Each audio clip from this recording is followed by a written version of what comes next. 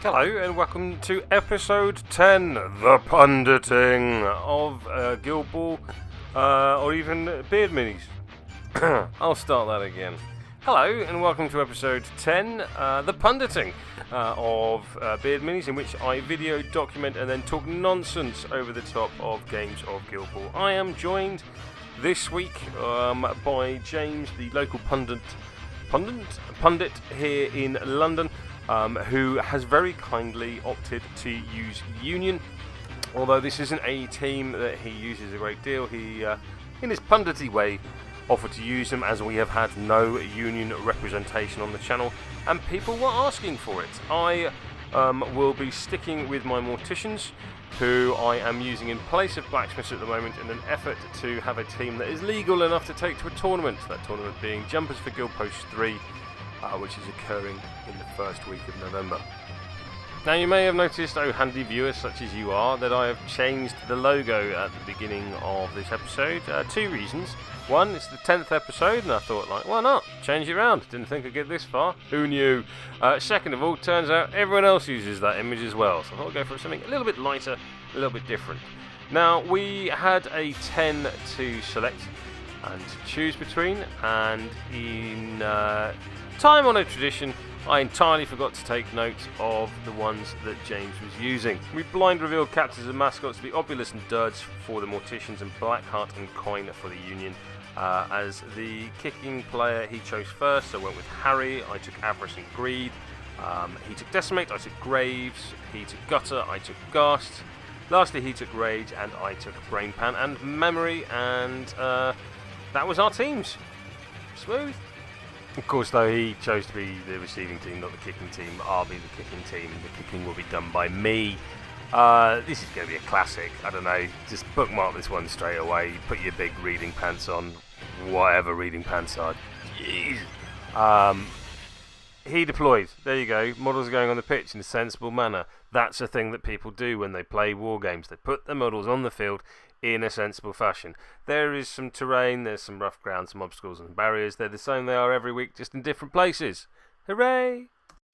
I will then be doing him a kickoff with Obulus, and then things will hopefully get sensible and settle into a bit of a rhythm so I can get this one up and uploaded on time. That'd be nice. So Obulus jogs forward, kicks the ball out, it scatters quite happily, and the ball will settle towards the lower end of the pitch, as I've gone for quite a shallow kickoff.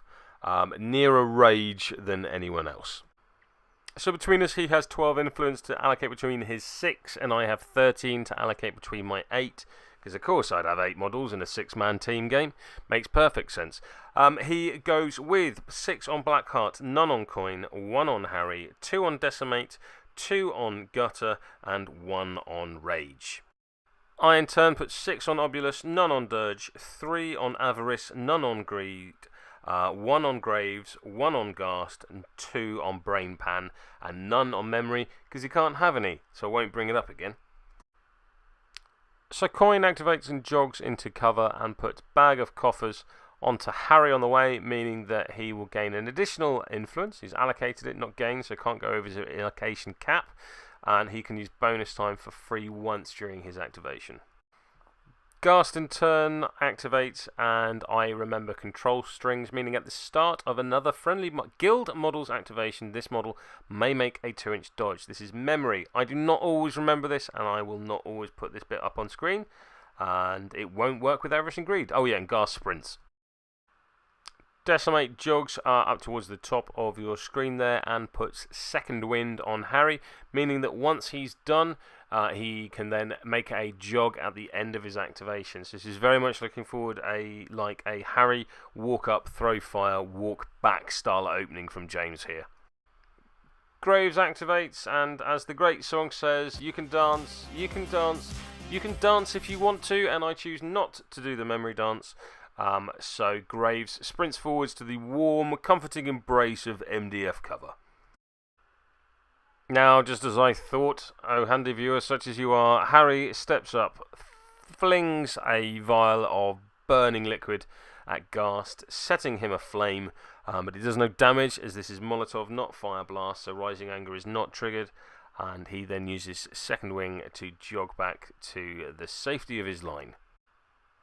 I activate Brain Pan and perform the memory dance, dodging him forward 2 inches with control strings. Brain Pan himself jogs forward 5 inches and then uses Puppet Show twice to dodge memory forward 4 inches in total. So then the ball, Gutter makes an advance and snaps 2. She then passes the ball to Blackheart and Gutter dodges using the Hat Aura from Harry the Hat. Dirge in turn goes for a flap, bringing himself forward up the pitch, ignoring all intervening models and terrain because he's a little birdie. Rage uses his singular point of influence to tool up Blackheart and then makes an advance, jogging towards the centre of the pitch. So at the beginning of Obulus's activation, there's control strings with memory. He then makes a shadow-like 2-inch dodge of his own. I then Puppet Master Harry forward. 2 reasons. 1, to bring most of the Union out of the Inspiring Hat Aura, and also to bring Harry a little nearer my lines. Obulus then goes for a jog and puts Confidence on Avarice, because unlike Tooled Up, Confidence states friendly model, not friendly guild model, so I can still give the buff of ability to reroll next attack or character play to Avarice, which is lovely, frankly. Then with 1 influence going begging, I put Confidence on Ghast, mainly as a counter-attack deterrent, just in case the Union sends someone in to the fella in the centre of the pitch. Blackheart activates and Shadow likes, despite not having a theme tune for his start of activation dodge. He passes the ball to Gutter and makes a 4-inch dodge with Give and Go. Blackheart charges Ghast, who, because of fear, this costs 1 additional influence, so that is 3 influence rather than 2 to charge Ghast in the centre of the pitch. So that's Tack 10 versus 3s and 1 of Ghast, 6 net hits due to being tooled up as a momentous 4 and a knockdown on Ghast. Hell of a charge from Blackheart. Follow-up attack, Tack 6 versus 2s and 1s as Ghast is now knocked down. 5 net hits is a momentous 4 double dodge for the Pirate King. Third attack, Tack 6 versus 2s and 1s, 2 net hits. That is a momentous 2 damage and a double dodge thanks to Tooled Up. So Ghast is in a pretty bad state after that beating from Blackheart. So over at the top of the pitch, Avarice sprints into Harry and uses Drop Me Off to drop off Greed within 1 inch of him. And because he is in 1 inch of Avarice now, Avarice gains +1 damage to all damaging playbook results and knockdowns to all successful attacks it makes. Whew. So with the relevant crowd outs, that is a Tack 6 Avarice versus the 3s and 1s and Harry. 5 net hits is a momentous 4 damage double push knockdown. That's a hell of a result. Everything hits, so Confidence wasn't needed. So Harry's now being pushed round into the melee range of Dirge, so he is now Tack 7 versus 2s and 1s. 5 net hits is another momentous 4 double push knockdown result. These are the best playbook results ever. So Union win the initiative roll and elect to go first, giving me a point of momentum. So James gives 6 to Blackheart, none to Coin, none to Harry, 3 to Decimate, 3 to Gutter, and 1 to Rage. Now, James has accidentally given himself an additional influence here after forgetting to take off Bag of Coffers from Gutter, but he does catch it before the activations begin. So we'll let him off. I in turn give 5 to Obulus, none to Dirge, 3 to Avarice, 1 to Greed, 2 to Graves, 2 to Ghast, and none to Brain Pan. So that is Blackheart's Tack 6 versus the 2s and 1s of Ghast, triggering a momentous on my mark, and Gutter passes to Blackhands. Now you remember that James is very kindly playing Union. This is not his normal team, so there are some mistakes during this sequence on the playbook results. Next attack, again, Tack 6 versus 2s and 1s. 5 net hits is a momentous 3 double dodge, triggering Rising Anger. Rising Anger on Ghast being the first time that he takes damage from an enemy model each turn. The friendly model to Ghast gains 2 momentum. Blackheart then makes a jog around Ghast. Blackheart then hits him again, so that is Tack 6 versus 2s and 1s. 3 net hits is 2 damage and Butchery. Yes, we know that's not the right result, but hey, we went with it at the time. So that's Tack 6 versus 2s and 1s. 1 more attack. 3 net hits is 2 damage. Momentous 2 damage and a double dodge. 1 becoming 2 due to the presence of Butchery. And after all that, he is in position for a tap-in, and that's exactly what happens, bringing the score straight away to Morticians 0, Union 4. So the ball is kicked out pretty much straight to Graves, and it snaps to Graves. I'm so pro. I activate Ghast, who clears conditions with Take a Breather, and using control strings, memory dances forward a little bit more. I then jog Ghast up to engage Gutter, which may not have been my best idea. An attack then from Ghast. He is tack 6 versus 4s and 1s. I get a paltry 1 net hit for 1 point of non-momentous damage. And another attack, tack 6 versus 4s and 1s again. This time a much better 2 net hits for a momentous knockdown. Back over to the Union, and Rage activates, tooling up Gutter, making her a tool. Rage then charges into Ghast. That is tack 10 versus 3s and 1s, 8 net hits. It's a momentous 3 damage and a momentous 2 damage for 5 damage in total. But how did he charge without influence, I hear you say, oh handy viewer? Furious. That's how. Furious. Now that is a takeout on Ghast, so that's a takeout from Rage, bringing the score now to Morticians 0, Union 6. That won't stand, so I activate Avarice, who due to the presence of Greed is benefiting from Thuggery, that +1 damage and knockdown on all results. So he is tack 6 versus the knocked down Harry's 2s and 1s is 5 net hits for a momentous 4 double push knockdown. God, I love these Avarice playbook results. And because I've damaged Harry, that triggers Rising Anger, giving the Union 2 points of momentum. Another attack, tack 6 versus Harry's 2s and 1s, 5 net hits, momentous 4, double push, knockdown. Who needs confidence? It may work, but look at these results. Pouring in they are. Deja Vu, tack 6 versus 2s and 1s, 5 net hits, momentous 4 damage, double push, knockdown. That is an incredibly reliable 12 damage out of Avarice from 1 activation. Some scores on the boards then, at last, Morticians 2, Union 6. The final point of influence then on Greed, doing Pick Me Up, or Upsies as it's known locally. Coin jogs and puts Bag of Coffers on to Gutter. James now realising at this point his misallocation of infants at the beginning, but it's all worked out in the washes. These things so often do. Obulus activates and I dodge memory forward with control strings.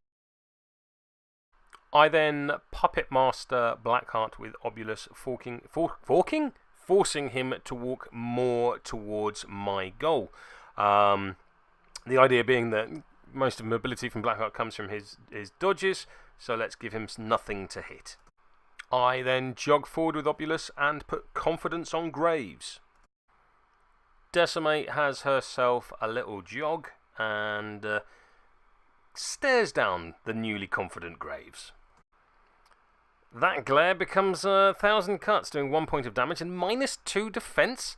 Quite the withering glare indeed. I think I had a school teacher that did a very similar thing in my childhood.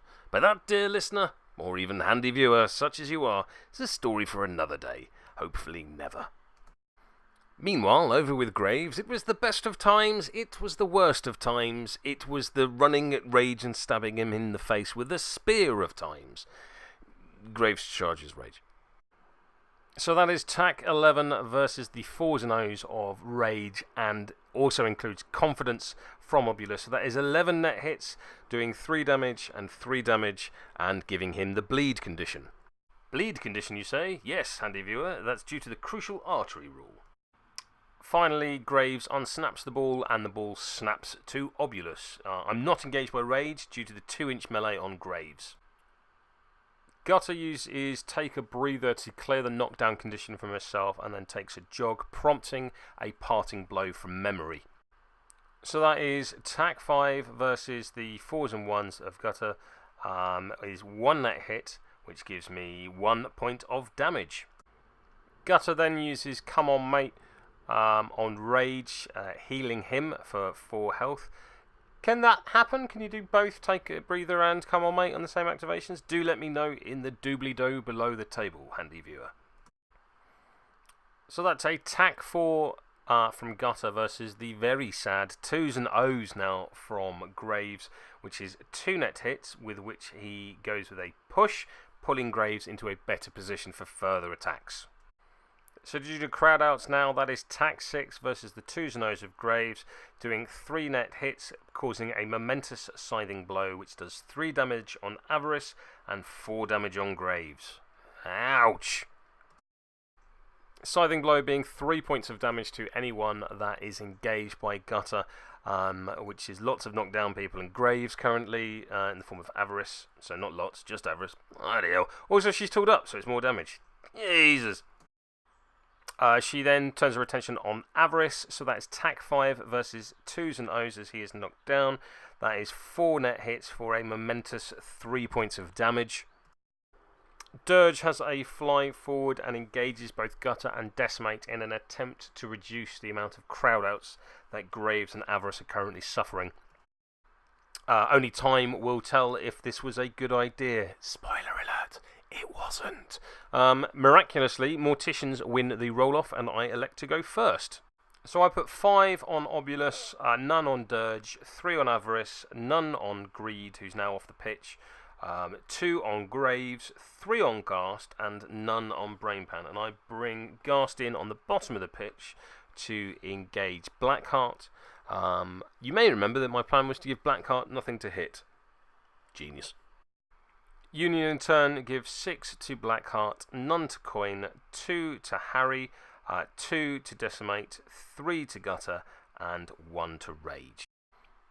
You may notice, handy viewer such as you are, that unfortunately the same thing has happened again, where a bag of coffers has been counted into the allocation phase as well.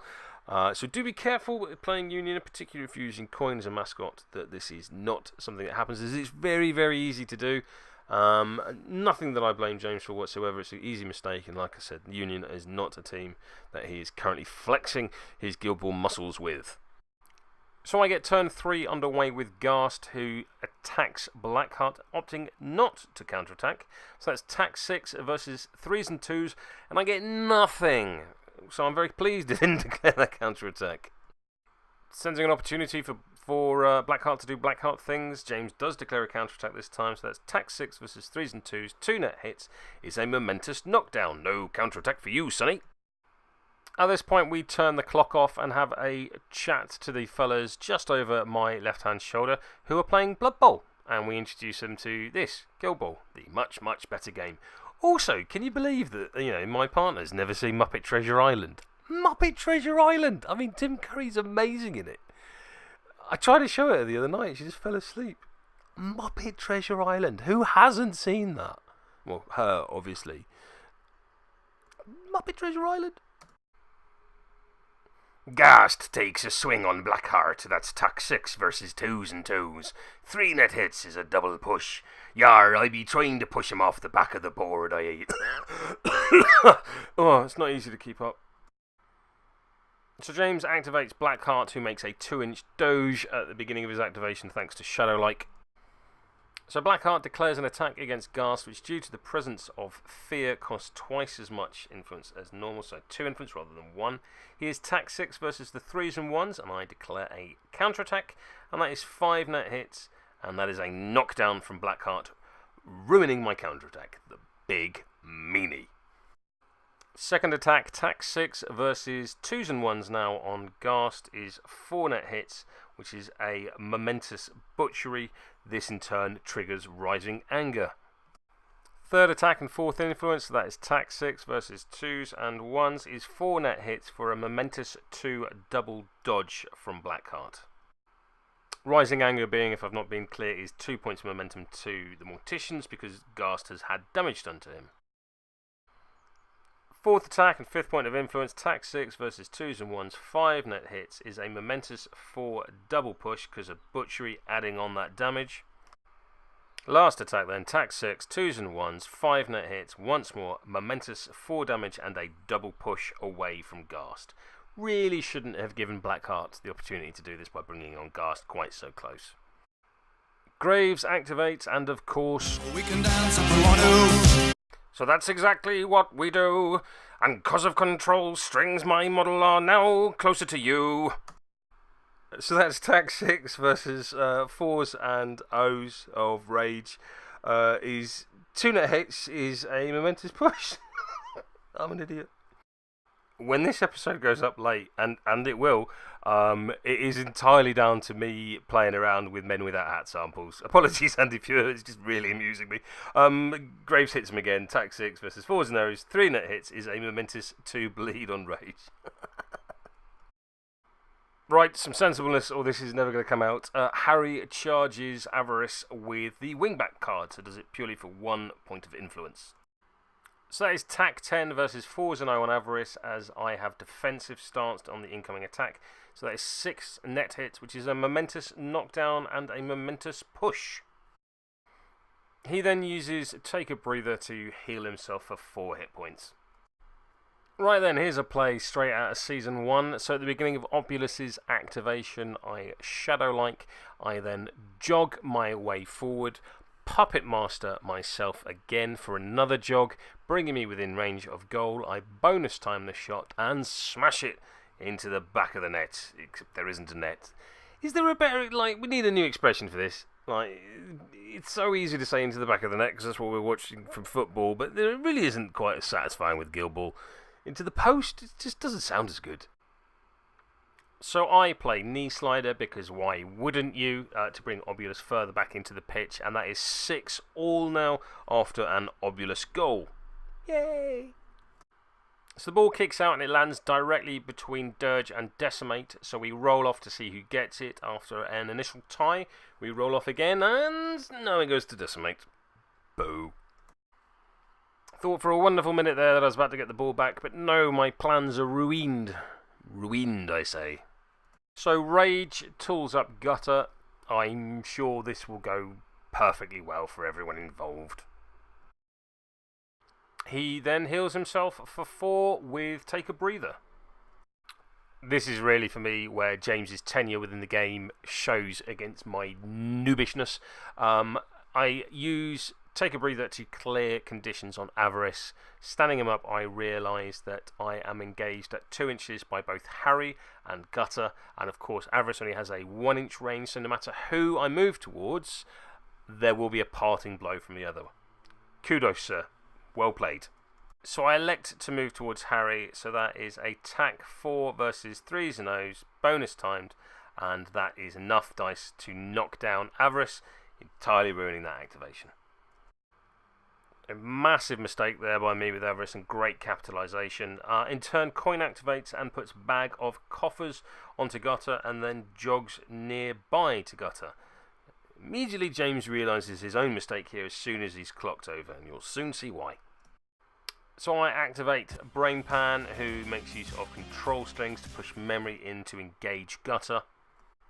Oh, here comes the pain. So that is Gutter jogging to engage Graves, Memory, and Avarice, although it is worth noticing that Dirge and Coin are also within her melee range.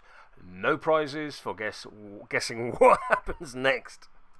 So with all the crowd outs and the charging and all the nastiness, that is tack 8 versus 4s and O's versus Graves, so 6 net hits is a knockdown and a momentous 2 points of damage.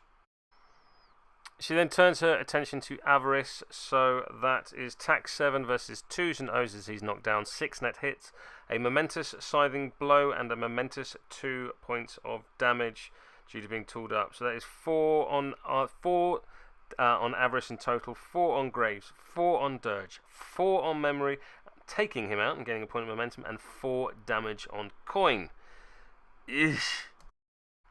So that's both Graves and Memory being taken out, although due to inanimate object, only Graves gives up VP, so that brings the score now to 6-8 in the Union's favour. Gutter takes another attack against Avarice, so that's tack 7 versus 2s and O. 6 net hits is a momentous scything blow and a further momentous 2 damage, so that is 4 damage on Average, 4 damage on Dirge, and 4 damage on Coin. So points for us both there as Coin and Dirge are taken out, so that brings the score to 7-9 in the Union's favour. So due to Dark Doubts, that is -2 momentum to James's Union because of Dirge being taken out, and also Gutter takes a second jog here, which we missed the first time around, but we'll let him off. Fair to say things are not looking particularly rosy in the Mortician camp, seeing as I've just had large swathes of my team removed. Ugh. So, Decimate not wanting to be left out of the action, I of course have no more activation cement due to the aforementioned death. So that is Tac 8 versus 2's Nose. 7 that hits is a momentous 2 dodge and a momentous 1 dodge, being reduced by the tough hide of Avarice. Surprisingly, the Union automatically win initiative and elect to go first. Who'd have thunk it? So the Union allocation is 5 on Blackheart, none on Coin, 1 on Harry, 4 on Decimate, 3 on Gutter, and none on Rage. So I wait for a motorbike to go past. I put 6 on Obulus, none on Dirge, 3 on Avarice, none on Grade, 1 on Graves, 3 on Ghast. Now, it is important to notice at this point, you can't quite see it at this angle, my clock is at 15 minutes and James's clock is at 2 minutes. I was very pleased with my clock pay throughout this game, but I'll come back to that in my final thoughts at the end of this episode. Final thoughts, he says, like this is an episode of Jerry Springer or something. So that is Tac 8 of Decimate versus the 2's and O's of Avarice. 8 net hits is enough for a momentous 2 dodge and a momentous double dodge. That's a nice big fat stack of momentum for Decimate. So he sprints away, or she sprints away rather, don't let the moustache fool you, gets within tapping range of goal, bonus times the shot and slams it into the post, ending the game at Morticians 7, Union 12. So there we are, handy viewers, such as you are. Episode 10, The Punditing, draws to a conclose. It's kind of like a combination of conclusion and close. Thank you very much to James, my local pundit, who very kindly volunteered to use a team he is not familiar with and not played for quite some time, purely for the benefit of this channel and his local community. Huge thank you to you, chap, and a long overdue game, and lovely to see you again, sir. The generosity and of stepping up and performing a game, which weirdly is not very well represented in London, massively outweighs the some mistakes made with playbooks through the game. I had the distinct pleasure over the weekend of appearing once more on the podcast Singled Out. They were there discussing the habit of switching guilds and guild hopping, a topic of which I am very well versed despite my brief tenure within the game, and naturally my expert opinion was wanted on that particular subject. A great time was had by all. Lovely to speak to you, Andrew and Jason, again, and hopefully an enjoyable episode.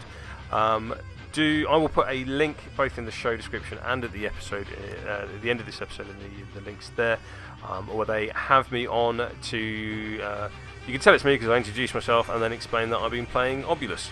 Nice. Hello, I'm Rich, and I'm currently playing Obulus. So, no Morticians, Obulus. Yes, pretty much. Scalpel's in the bot. Scalpel is there. I've seen her and everything. But yes, mainly Obulus. See, wasn't lying.